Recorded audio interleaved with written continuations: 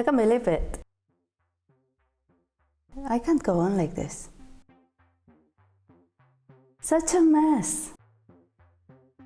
There are many things that even though we know they are bad for ourselves, we keep doing them and they become bad habits, they become toxic habits, and they can even happen in the sewing room.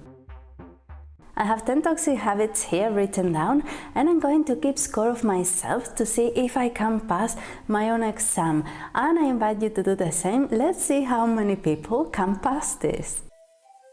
Not washing your fabrics before using them is a big no-no.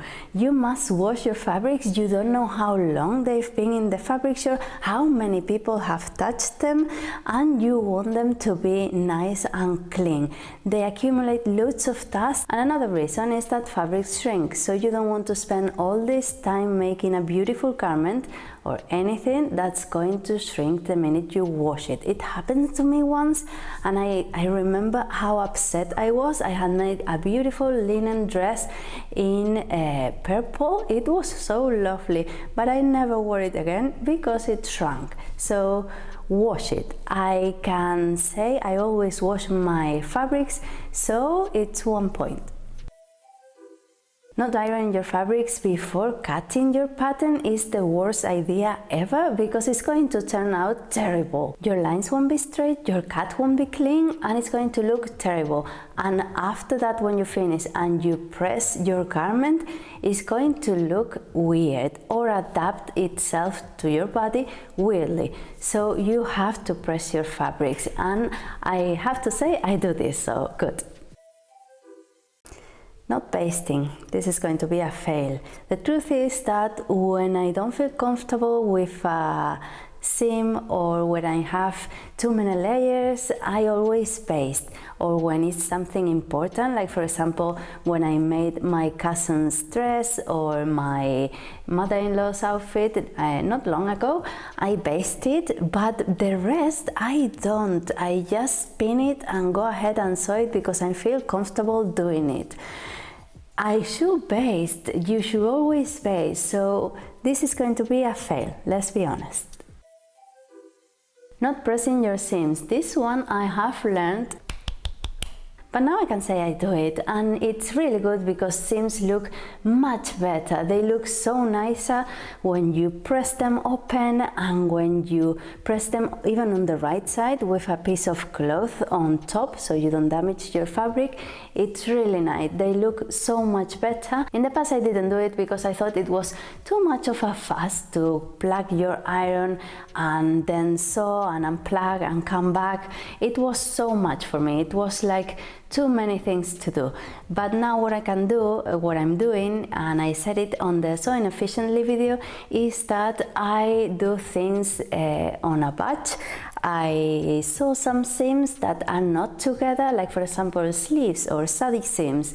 I prepare them and then I press them all, and that way I save a bit of energy for the iron, so I don't waste as much and I'm not plugging and plugging, sewing, coming back and all this business. So that's good because I'm doing it. Using the wrong needle or presser foot. This is such a bad idea. You're not only going to get bad results, but you're making your life more complicated. Every tool has a purpose, and if you don't use the one you're supposed to, the machine's going to suffer, you're going to struggle with it, and it's going to be quite messy.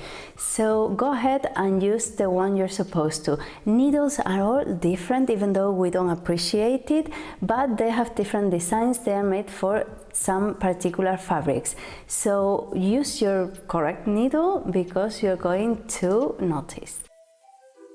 Not cleaning your sewing machine often enough. Of course, this depends on how often you sew, but it's something you're going to notice. The machine gets really dirty, pieces of threads, dust, lint and all that stays in there, especially down there in the bobbin area, and you need to get rid of it and grease it. Put a little bit, a drop of this oil, the special oil they bring, and you will notice it starts to run perfectly again. If you notice the machine is making a lot of noise, is not sewing properly, or is really harsh or really hard when you press your pedal, that means you have to clean it. Cutting paper with your fabric scissors. Your fabric scissors are one of your most precious tools and you have to take care of them. That means only cutting fabric with them. They're specially made for that and you have to keep it that way. So that's why I keep mine separate. My fabric scissors are in the middle of the cutting table and then I have the other ones, the rest of the scissors apart. The ones I use for paper and for hard things, like if you need to cut zippers or some kind of cord, I wouldn't use my fabric scissors for that either. So that way you keep them in good shape and sharp as well, and you can also keep them sharp with some aluminium paper, and that way they'll be always ready for action. Check. Not stocking up your sewing room. For me, this is a must. I always buy extra when I need something. For example, if I need a zip, I go to the haberdashery and I get a few of them. There's nothing wrong with having a few zips extra and you always end up using some. Or for example, interfacing. If you realize you are finishing with the interfacing you have and you have to get some, get a bit extra, and that way you don't end up wasting time going to the haberdashery 3 times a week instead of once every 2 months, and that's much better. The same with pieces of remnant. I always get pieces of remnant because I end up using them. It doesn't matter when, because they don't go off. So it's good to have and it doesn't bother you. I know it's extra money you are wasting because you're investing in something you're not going to use straight away, but it's good to have. The same with needles. If needles break, you end up without any needle and you have to go out again. So needles and things like that are always good to have. Not putting things back where they belong. This is a terrible idea again. All of these are terrible ideas, let's say that. The sewing room always looks like a bomb just exploded in here, so it's really difficult to find anything underneath the patterns, the fabrics, the pieces of scraps, the remnants. It's always a mess, so it's good to always put your scissors or your seam ripper back where they belong so you can spot them easily when you need to. I also have double everything. I have scissors and another seam ripper over there where I have my sewing machine, the same as pincushions. So I always have stuff where I need it. But if you don't have that, you can always put things around your neck, or one of these pincushions that go around your wrist, or even a little apron to put things. But look for the best way that works for you, but keep things where they belong. Not cleaning or tidying up your sewing room when you finish each project. For me, this is such a fail. I can never do this. I really try. You know, I'm always honest about everything I do. I show my mistakes. I'm always honest with everyone. So that's something I have to keep working on because I can't manage it.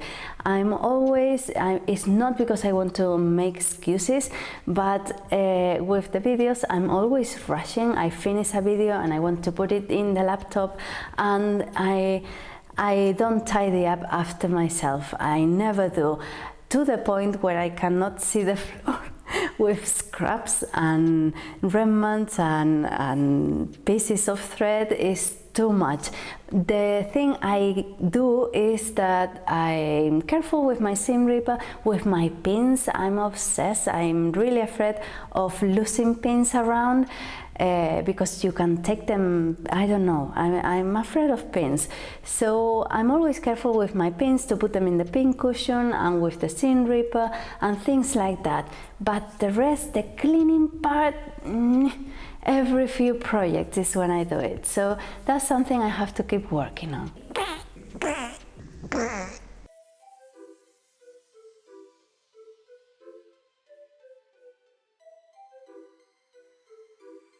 1, 2, 3, 4, 5, 6, 7, and 8.